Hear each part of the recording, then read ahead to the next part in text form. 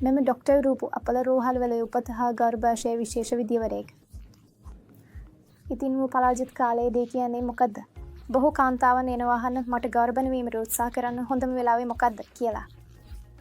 ඒ නිසා ඔබ මෙසක් චක්‍රයේ තේරුම් ගැනීම ඉතා වැදගත් පරාජිත කවුලුව දැනගන්න. සාමාන්‍යයෙන් ඔබ මාසිකයේ ආරම්භ වන පළමු දිනයෙන් ඔබ ඊළඟ මාසිකයේ ආරම්භ වන පළමු දිනේ දක්වා කාලයේ ඔබ මෙසක් චක්‍රයේ දිග. මේ සාමාන්‍යයෙන් දෙන්වැසියාට සිට 30 දක්වා වේ. එහිත් දෙන්වැසියෙකු සිට 35 අතර කාලයක් සමානය ලෙස සැලක.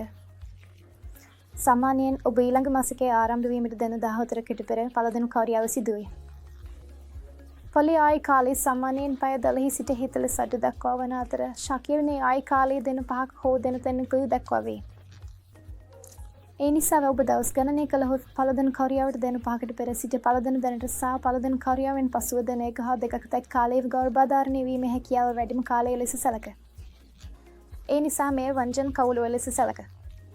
සාමාන්‍යයෙන් ඔබ මෙසක් චක්‍රයේ දිග දෙන්වැසියාට කිව්වොත් එවිට දින 2 සිට දින 16 හෝ 17 දක්වා කාලයේ වංජන කවුළුව වේ.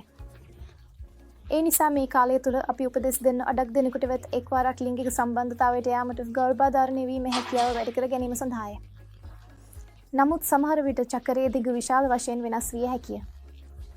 ඒ නිසා ඔබ චක්‍රය අක්‍රිමුවත් නම් ඔබ කටම චක්‍රයත් දෙගම චක්‍රයත් බලන්න.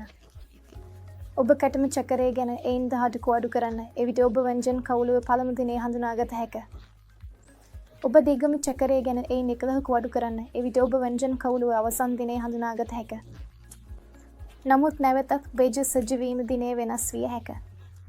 ඒ සෑම විටම නිවැරදිව 12 හා 14 වෙනි දිනට නෙවිය හැක.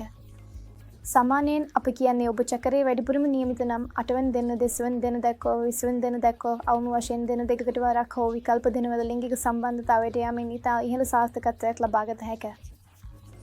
නමුත් ඔබ චක්‍රයේ ඉතා අක්‍රිමුවත් නම් බොහෝ විට වෙනස් වෙනවා නම් ඔබ බජ සජ්ජ වීම නිරීක්ෂණය කරමින් නිවැරදි වෙලාවට සම්බන්ධ වීම සඳහා වෛද්‍යවරයාගේ උදව් ගැනීම වැඩි හොඳයි.